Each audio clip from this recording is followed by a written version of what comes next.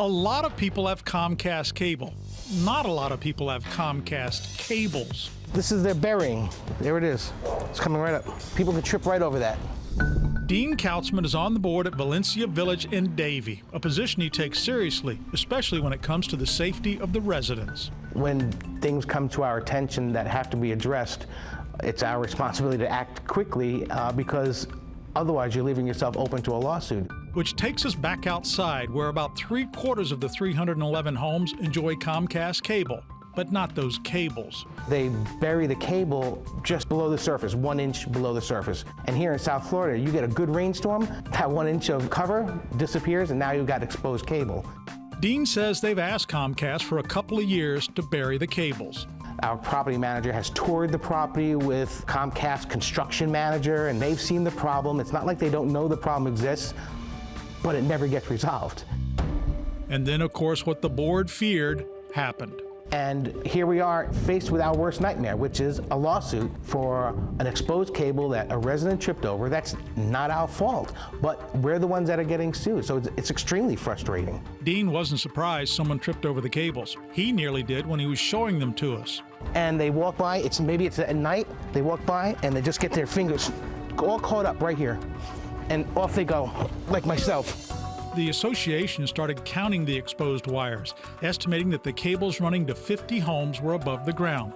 Too many for the small association to bury. We pay our maintenance people to do a maintenance job.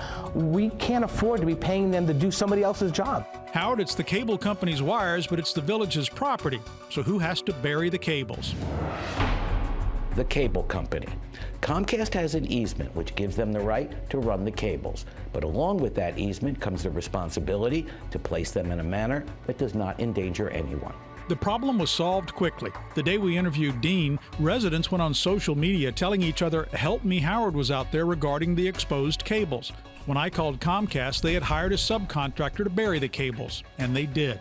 Their corporate office told me they were not aware of the problem until we went out there and it was announced by residents on social media.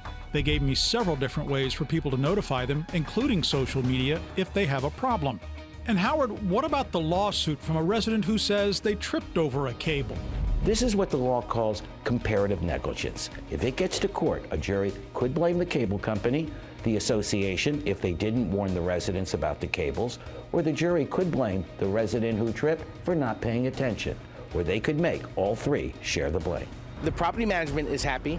I'm happy. That's the goal of Help Me Howard. It was a long time coming, 2 years trying to get them to do it, and it took Help Me Howard and Patrick Fraser to come out and get it done. And to Comcast's credit, as soon as they saw on social media we were out there, their corporate office took care of the problem. And we mentioned Comcast just following social media. For example, on their app, you can contact them and they'll call you back so you don't have to wait on hold for service. The link to all their social media information is at WSVN.com under this Help Me Howard story. A problem left you buried in frustration? Need someone to cover for you? Contact us. We'll channel our energy to clear up the picture for you. With this Help Me Howard and Patrick Fraser, 7 News.